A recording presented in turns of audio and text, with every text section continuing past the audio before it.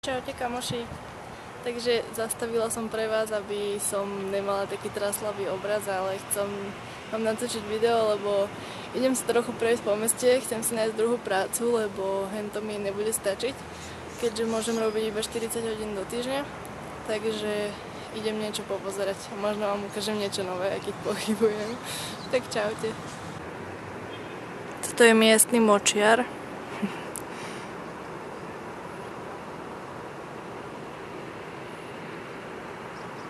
A to už není močiar.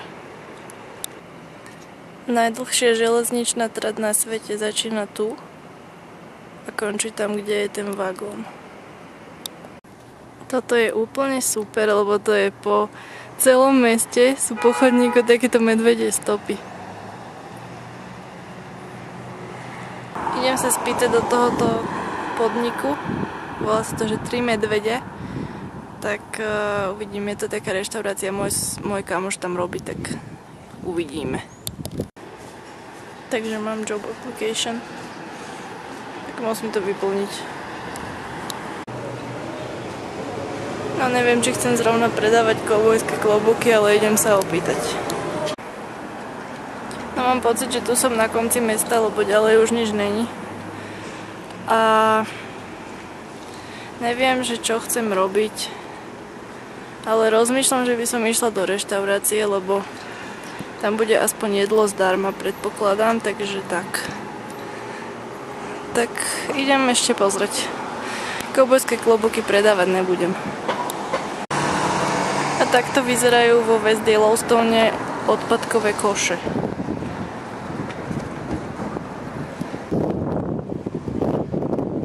Keď bude zase pršať, tak ja sa asi odstrelím.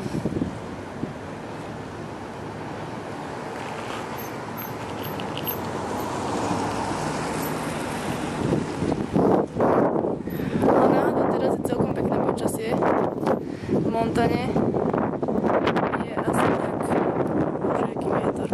No, je asi tak 25 stupňov, si myslím, môj skromný odhad je taký.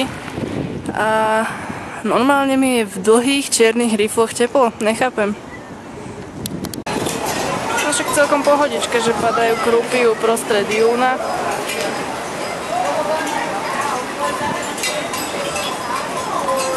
To asi nebolo dňa, keby nepršalo. Ale pevne verím, že to tak rýchlo prejde ako minulé.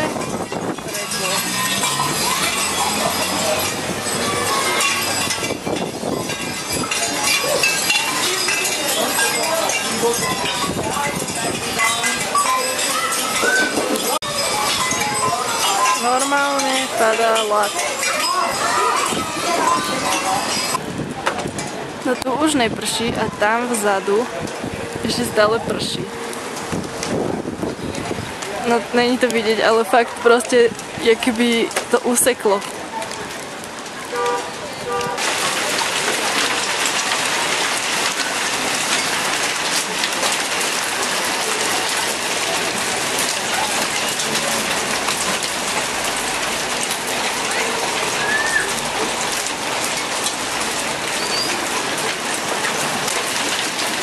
Takže dnes je 9. júna,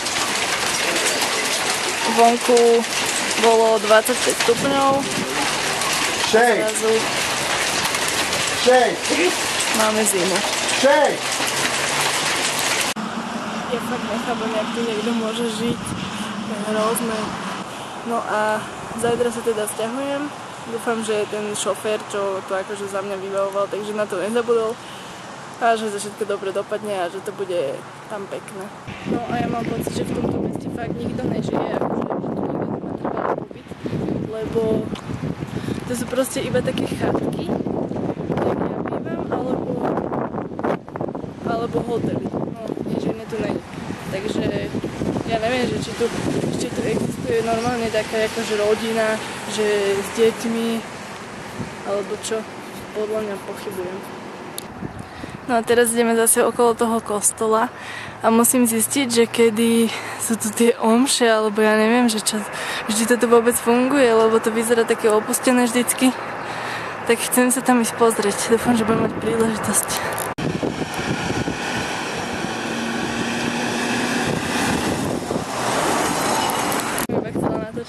auto s tým karavanom. No a strašne som hladná, tak dúfam, že už budem čím skôr doma, no však už asi za 2 minúty.